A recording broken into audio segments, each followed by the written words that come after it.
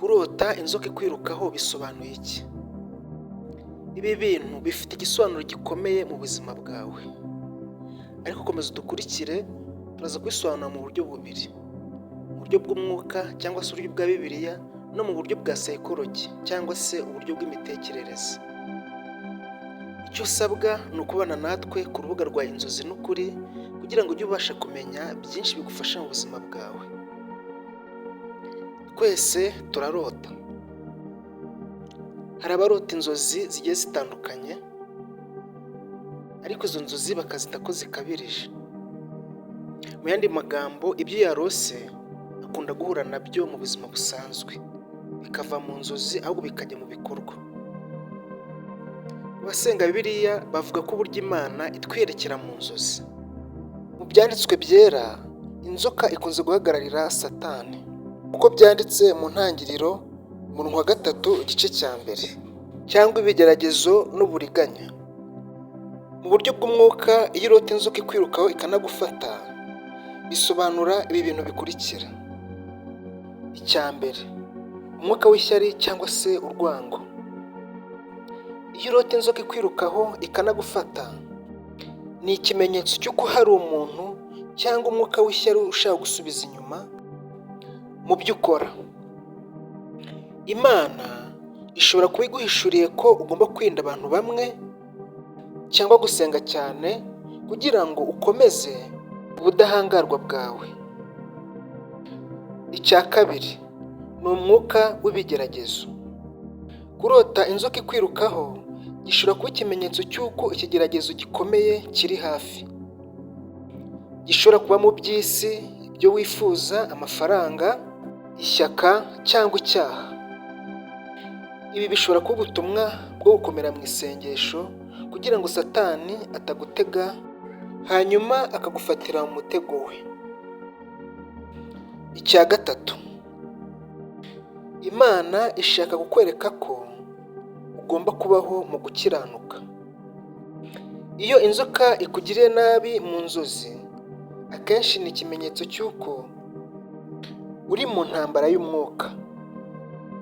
Imana ishobora kuba iri kukuburira gukomera mu kwizera, ntutinye kuko ndi kumwe nawe. Tumaze kureba ubusobanuro bwo kurota inzoka mu nzozi ikwirukaho ndetse ikanagufata mu buryo bwa Bibiliya cyangwa se uburyo bw'umwuka. Tugiye kureba nanone ubusobanuro bwayo mu buryo bwa psychology cyangwa se uburyo bw'imitekerereze. Komeza ubane natwe, turabyishimira. Ikaze. Mu bitekerezo bya Sigmund Freud na Carl Jung, kurota inzoka kwirukaho bishobora kugira ibisobanuro bijyanye n'ubuzima bwa buri munsi. Icya mbere, bishobora kuba ubwoba cyangwa se stress. Iyo urota inzoka igukurikiye, bishobora kuba ari ikimenyetso cy'ubwoba cyangwa ibintu bigutera impungenge mu buzima bwawe. Wenda hari ikibazo uhunga mu buzima, nk'umwenda, uburwayi cyangwa umuntu mutumvikana. Icya kabiri, ikintu gihishe mu mutima. Inzoka ishobora guhagararira amarangamutima cyangwa ibitekerezo bihishe. Iyo ikwirukaho, ni nko kuba ubwenge bwawe buri kugusaba guhura n'ikintu uri guhunga: urupfu, amakosa cyangwa ikintu wicuza. Icya gatatu, icyiciro cy'imibereho mishya. Hari ubwo urota inzoka ikugiriye nabi ariko ukabaho nyuma, bisobanura gukura no guhinduka. Wenda uri kunyura mu bihe bikomeye ariko birimo kuganisha mu guhinduka no gukomera mu mutima. Umwanzuro: kurota inzoka ikwirukaho ikanagufata ni ikimenyetso cy'intambara, ishobora kuba iy'umwuka cyangwa iy'ubuzima busanzwe. Ariko kandi Imana ishobora kuba igukangura kugira imbaraga, gusenga no gukira ibikomere byawe biri mu mutima. Reka turebere hamwe isengesho rishobora gufasha gutsinda imyuka mibi mu gihe warose inzoka irimo irakwirukaho.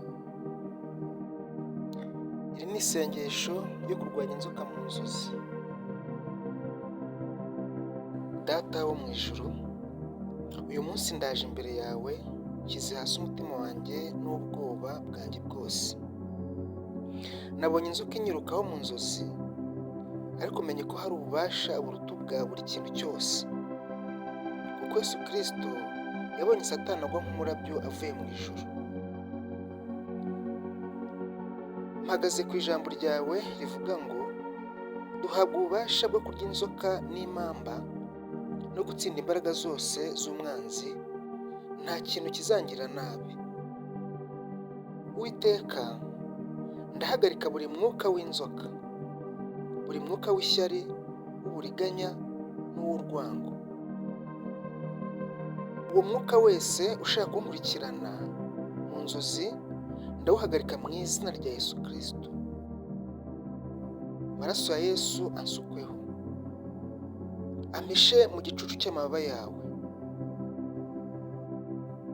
N'umwuka wera andinde mu nzira zanjye zose nyuramo. Uwiteka, nshyira imbere y'umusaraba wa Yesu Kristo ibitekerezo byanjye byose, ibimbabaza byose, ibintera ubwoba, ibintera gucika intege byose. Bihindurwe imbaraga, bihindurwe amahoro, bihindurwe icyizere. Ndatangaza ko inzoka zose z'umwijima zatsinzwe, inzira zanjye zirakinguwe, n'ubugingo bwanjye bwashyizwe mu mucyo w'Imana. Yesu Kristo, ngushimira ku byo unkorera byose. Umbike mu rukundo rwawe, umpe amahoro n'ubutwari bwo gutsinda ibigeragezo byose. Ndasenze mu izina rya Yesu Kristo.